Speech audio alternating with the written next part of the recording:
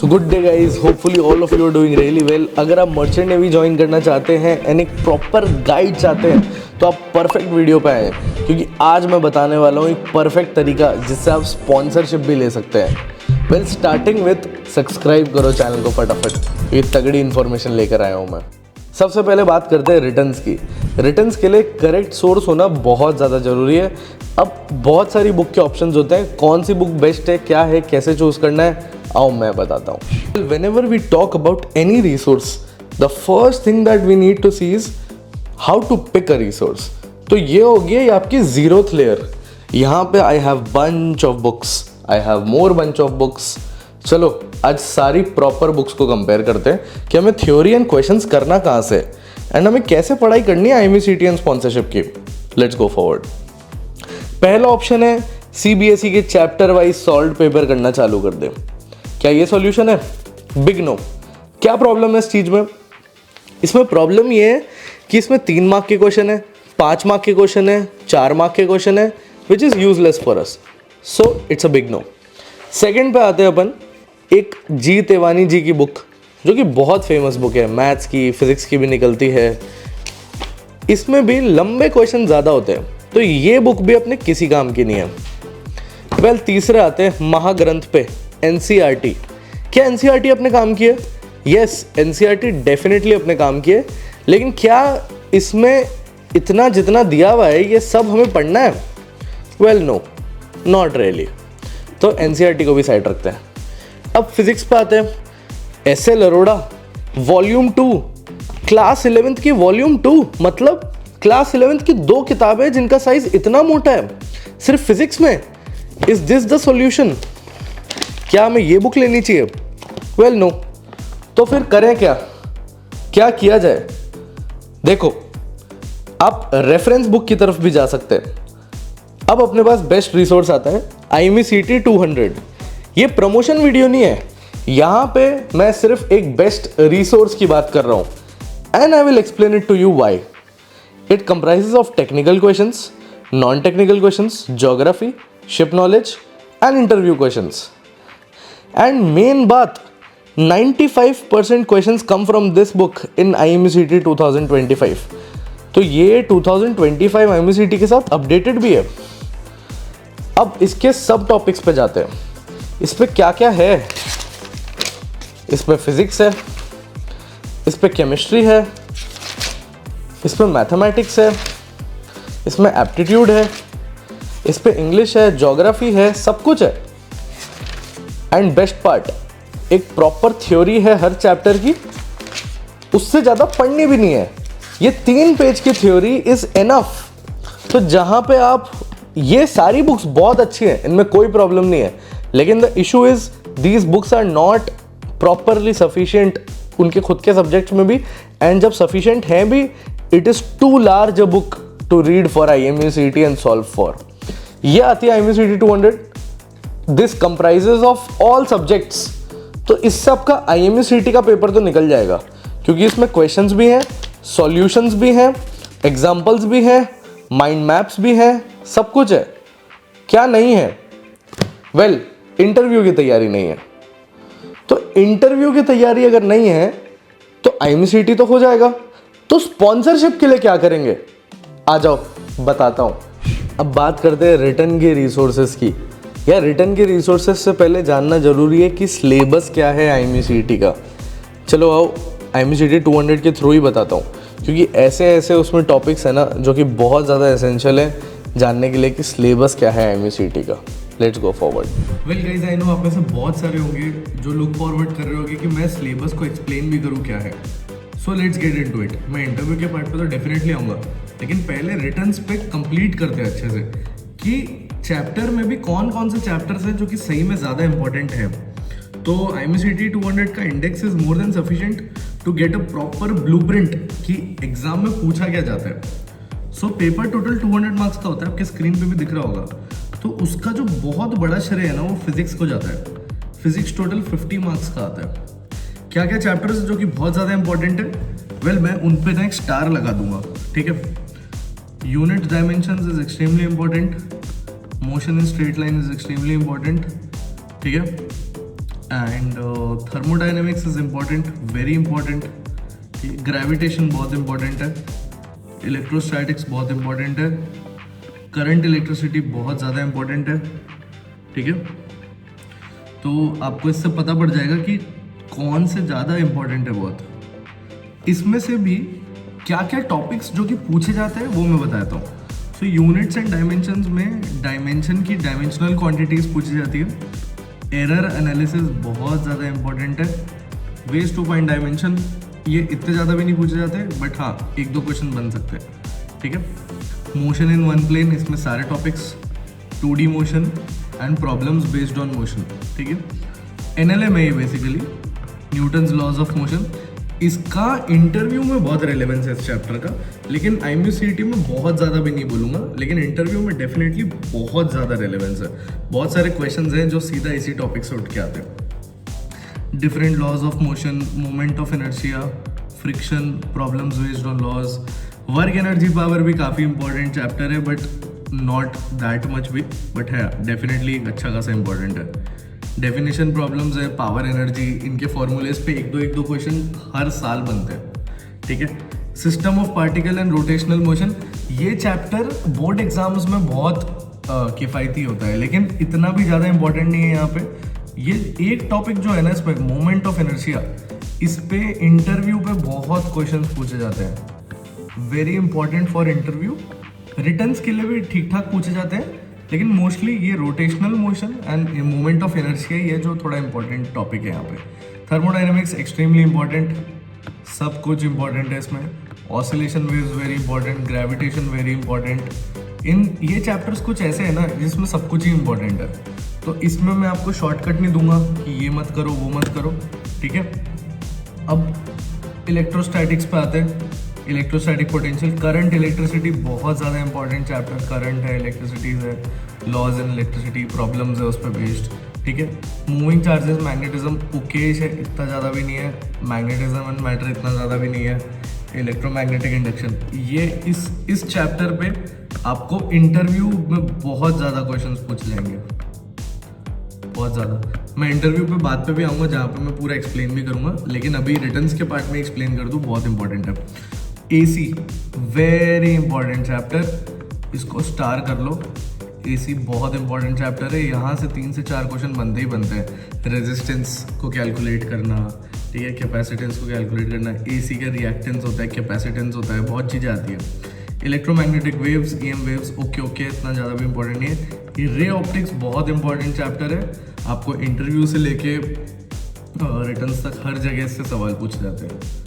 ठीक है, ये दोनों चैप्टर्स भी काफ़ी इंपॉर्टेंट है। इन दोनों में से भी बहुत सारे क्वेश्चंस पूछे जाते हैं। छोटे चैप्टर्स है तो इसलिए आसान भी है, इसको अच्छे से करो ताकि आपका थ्योरी बढ़िया से कवर हो जाए। इसलिए मैं इस बुक को परफेक्ट मानता हूँ, क्योंकि इसमें IMUCET के हिसाब से सब कुछ कवर हो जाता है almost. And but thing is कि इस बुक को करने से नहीं होता।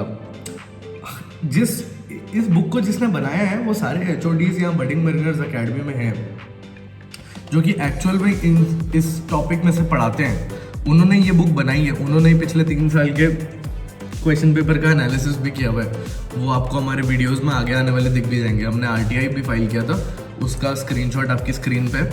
इस RTI में हमें 2023, 24, 25 तीनों साल के IMUCET के प्रॉपर PDF मिले हुए हैं, जो हमने बडिंग मरीनर्स के बच्चों को दिए हुए भी हैं।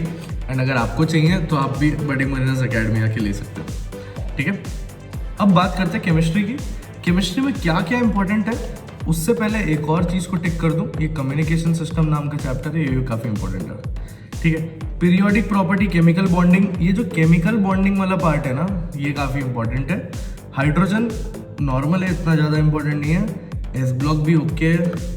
ठीक है, P ब्लॉक एंड एलिमेंट्स, ये थोड़ा इंपॉर्टेंट चैप्टर है। DNF ब्लॉक भी इतना नहीं है। ये जो चैप्टर है ना यहाँ पे, मोल कॉन्सेप्ट, ये एक्सट्रीमली इंपॉर्टेंट है। मोल कॉन्सेप्ट से ज़्यादा इंपॉर्टेंट चैप्टर कोई है ही नहीं केमिस्ट्री में। Atomic structure very important chapter, very important chapter. Redox reactions not much. Chemical equilibrium बहुत ज़्यादा इंपॉर्टेंट चैप्टर है इंटरव्यू के पर्सपेक्टिव से। रिटर्न्स IMUCET के लिए इतना भी नहीं है। थर्मोडायनेमिक्स, ये तो भाई फिजिक्स का भी इंपॉर्टेंट है, लेकिन इंटरव्यू पर्सपेक्टिव से ये बहुत ज़्यादा इंपॉर्टेंट चैप्टर है। Solid state not much.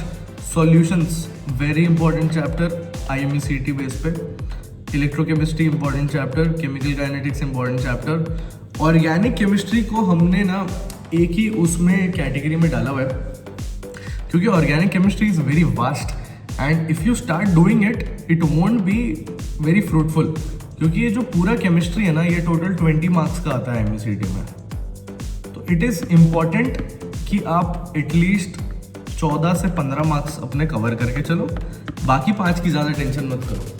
Ultimately IMCT जैसे एग्जाम को टॉप करने के लिए भी आपको 160 170 करेक्ट्स भी आ जाते हैं, तो you can top the exam, तो you won't need to worry a lot. ठीक है, आगे बढ़ते हैं 18 चैप्टर 20 चैप्टर पे। ये चैप्टर बहुत ज़्यादा नेसेसरी है। Biomolecules, polymer, chemistry in everyday life, environmental chemistry and surface chemistry आना चाहिए, बट इतना भी नहीं है। ये चैप्टर आप स्किप कर सकते हैं, ये बिल्कुल भी पूछा नहीं जाता है, ना इंटरव्यू में पूछा जाता है, इससे ज़्यादा क्वेश्चंस नहीं आते, ना IMCT में पूछा जाता है। मैथमेटिक्स पे डाइव करते हैं, बट ये चैप्टर मैंने इसलिए डाला। अब आप पूछोगे सर आपने फिर डाला क्यों है ये चैप्टर? ये चैप्टर मैंने इसीलिए डाला है क्योंकि एंग्लो ईस्टर्न के इंटरव्यू में सिर्फ एंग्लो ईस्टर्न है जो इसके क्वेश्चन अपने रिटर्न्स में डालता है, बट ना IMCT में पूछे जाते हैं, ना स्पॉन्सरशिप इंटरव्यूज में। मैथमेटिक्स पे आ जाते हैं। मैथमेटिक्स का तो आपको मैं बहुत अच्छे से एक्सप्लेन कर सकता हूँ। मैथमेटिक्स के हमारे अश्विनी सर है जो ऑफलाइन अकेडमी में पढ़ाते हैं एंड उन्होंने ये बुक बनाई है, बहुत तगड़ा पढ़ाते हैं। मैथमेटिक्स जैसे सब्जेक्ट एंड फिजिक्स जैसे सब्जेक्ट को अगर आपको मास्टर करना है, आ जाओ फटाफट बडिंग मरीनाज अकेडमी। कैसे ज्वाइन करना है नीचे नंबर दिया हुआ है, उस पर कॉन्टैक्ट करो या फॉर्म भर दो। ठीक है, मैथमेटिक्स की बात करता हूँ। अब मैथमेटिक्स का ऐसा सीन है ना, 50 मार्क्स का आता है एंड बहुत स्कोरिंग होता है। इजी क्वेश्चंस होते हैं, 2 स्टेप में सॉल्व होने वाले क्वेश्चंस होते हैं। इसमें मैंने चैप्टर्स कम डाले हैं ऑलरेडी, ठीक है, जिससे क्या होगा आपको सब कुछ समझ में आ जाएगा एंड इन्हीं चैप्टर्स में ही सारे इंपॉर्टेंट है। मैं कुछ ज़्यादा टिक नहीं करूँगा इसमें। ट्रिग्नोमेट्री हद से ज़्यादा जरूरी, डबल स्टार करूँगा मैं इसको। सेट्स भी बहुत इंपॉर्टेंट है, कॉम्प्लेक्स नंबर बहुत इंपॉर्टेंट है, क्वाड्रेटिक इक्वेशन, लीनियर इनइक्वालिटी बहुत ज़्यादा इंपॉर्टेंट है। ऑनेस्टली बोलूँ तो ये सब इंपॉर्टेंट है। ठीक है, परम्यूटेशन कॉम्बिनेशन डबल टिक करना पड़ेगा इसको। APGP डबल टिक करना, मैं सच बोलूँ तो सबको ही डबल टिक करना पड़ेगा क्योंकि ये सारे चैप्टर्स इतने ज़्यादा नेसेसरी है ना। IMU का फिर है थोड़ा, कभी भी कहीं से भी कुछ भी पूछ लेता है। कोनिक सेक्शंस भी बहुत ज़्यादा नेसेसरी है। ज्योमेट्री, वेक्टर अलजेब्रा बहुत ज़्यादा नेसेसरी है। कैलकुलस को ट्रिपल स्टार करूँगा, इसमें से कम 7 से 8 क्वेश्चन बनते ही बनते हैं, बहुत बड़ा है। ये भी ट्रिपल स्टार करूँगा। मैट्रिक्स डिटर्मिनेंट्स, यहाँ से 6 से 7 क्वेश्चन बनते हैं। LPP इतना ये चैप्टर है जो स्किप मत करो, बट 1 घंटे में कोई YouTube का वीडियो देख लो, आपको पूरा समझ में आ जाएगा एंड दैट इज़ इनफ। ठीक है, इंग्लिश में वंशिका मैम पढ़ाती है, HOD है हमारी। इंग्लिश में वंशिका मैम से अच्छा कोई भी नहीं पढ़ाता। यूट्यूब पे उन्होंने इतने सारे लाइव लिए हुए हैं एंड हमारे बडिंग मरीनाज अकेडमी के आप किसी भी बच्चे को कॉल करके पूछो और पूछो वंशिका मैम कैसा पढ़ाती है, you will only get glorious reviews and nothing else. तो अगर आप इंग्लिश में स्ट्रगल कर रहे हैं, आप ड्रॉपर है, आपको समझ नहीं आ रहा क्या करना है, फटाफट नीचे जो दिया हुआ है फॉर्म उसको भरो। वो कंसल्टेशन फॉर्म है, जैसे ही आप उस फॉर्म को भरोगे आप कोई भी अपॉइंटमेंट बुक कर सकते हो हमारी टीम से बात करने के लिए। आपका मर्जी का टाइम स्लॉट, आपकी मर्जी की बुकिंग। इंग्लिश में मैं ज़्यादा जाऊंगा नहीं क्योंकि मेरा भी इतना ज़्यादा एक्सपर्टीज़ नहीं है। मैं इसमें सिंपली आपको यही बताऊंगा कि जो जो हमने दिया हुआ है आप इसको अगर कर लोगे, इस पूरी बुक को सॉल्व कर लोगे तो आपको एक डीप अंडरस्टैंडिंग आ जाएगी। लेकिन इस बुक को लॉजिकली तभी सॉल्व कर पाओगे जब इसका थियोरेटिकल नॉलेज आपको अच्छे से हो। तो इसका स्क्रीनशॉट ले लो, ये सब बहुत ज़्यादा ज़रूरी है। ठीक है, एप्टीट्यूड पे भी आता हूँ। एप्टीट्यूड पे ऐसा है ना कि अगर मैं बात करूँ कंपनी स्पेसिफिक की, तो ऐसे कुछ कुछ चैप्टर्स हैं जो कंपनीज में बहुत काम आते हैं। अभी मैं ना IMCT का आपको बता देता हूँ कि IMCT में क्या क्या पूछा जाता है। लेटर सीरीज पूछा जाता है, ठीक है, डिस्टेंस डायरेक्शन पूछा जाता है, एनालॉजी पूछा जाता है, रेशियो प्रोपोर्शन पूछा जाता है, कोडिंग डिकोडिंग पूछा जाता है, ऑर्डर एंड रैंकिंग पूछा जाता है, प्रॉफिट लॉस नहीं पूछा जाता, एवरेज नहीं पूछा जाता, स्पीड डिस्टेंस टाइम पूछा जाता है। परसेंटेज के स्पॉन्सरशिप इंटरव्यूज में बहुत क्वेश्चन आते हैं, LCM HCF के बहुत क्वेश्चन आते हैं, तो उसका थोड़ा हिसाब अलग है। ठीक है, तो ये हो गया बुक का कि कैसे क्या क्या क्वेश्चंस बनते हैं। बडिंग मरीनर्स की इनकी डिटेल में मॉड्यूल भी प्रोवाइड करते हैं जो बच्चे अकेडमी में आते हैं। तो होपफुली अब आपको रिटर्न्स का एक प्रॉपर डीपर अंडरस्टैंडिंग आ गया होगा क्या करना है क्या नहीं करना है। Thank you. अब इंटरव्यू पे आते हैं। अब बात करते हैं इंटरव्यूज़ की। तो 6 चीज़ें हैं जो बहुत ज़्यादा नेसेसरी हैं कोई भी इंटरव्यू क्लियर करने के लिए। आओ बात करते हैं उन 6 की 6 चीज़ों पे। इंटरव्यू में कुछ चीज़ें हैं जो बहुत ज़्यादा नेसेसरी होती है।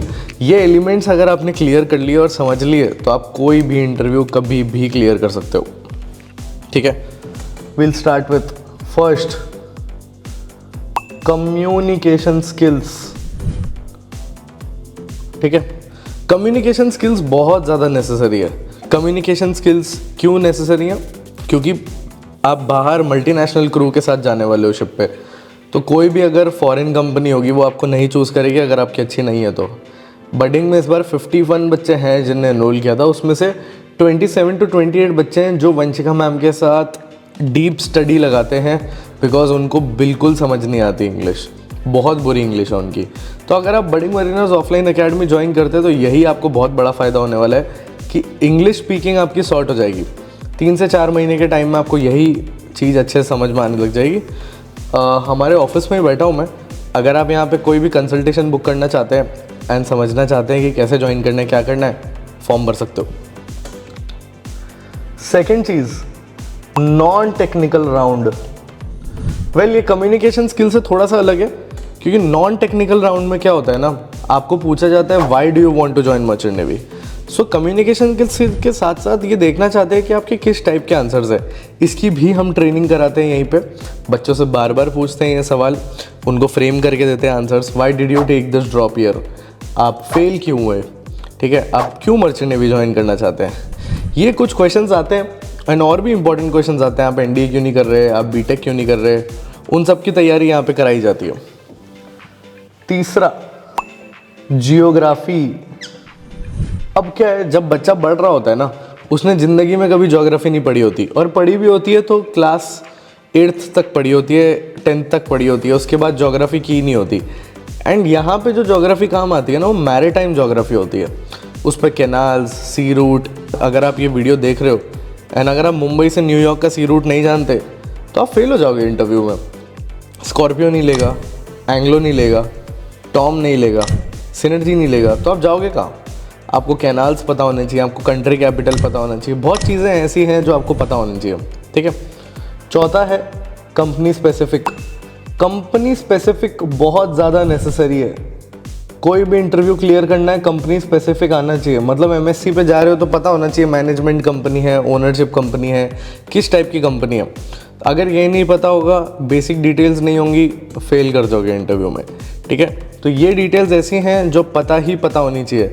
अगर ये चीज़ें पता है तो कैसे भी क्लियर कर सकते हो। वेल, और क्या चीज़ है मोस्ट नेसेसरी। अब आते हैं टेक्निकल क्वेश्चंस।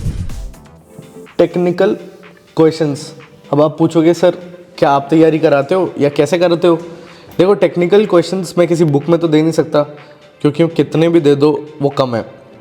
तो हम क्या करते हैं, बडिंग मरीनर्स की मॉड्यूल ही होती है, एक मॉड्यूल में हम सॉल्यूशन के साथ वो टेक्निकल क्वेश्चन देते हैं। एंड जितने भी ऑफलाइन के बच्चे हैं उनको रटवाते हैं ये क्वेश्चन, उनका काम है इन क्वेश्चंस को रटना।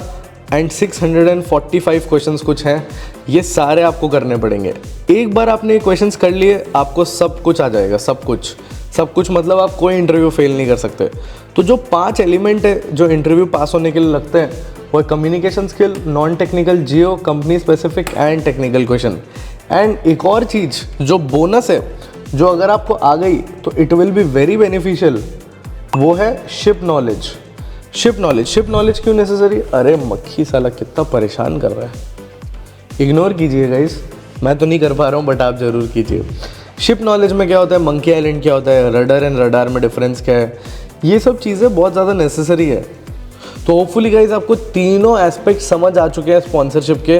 रिटर्न भी समझ आ गया, सिलेबस समझ आ गया है एंड इंटरव्यू पार्ट भी समझ आ गया है। तो अगर कोई भी कन्फ्यूजन है एंड बडिंग मरीनर्स एकेडमी आप ज्वाइन करना चाहते हो, एक बहुत तगड़ा रास्ता है आप सबके लिए।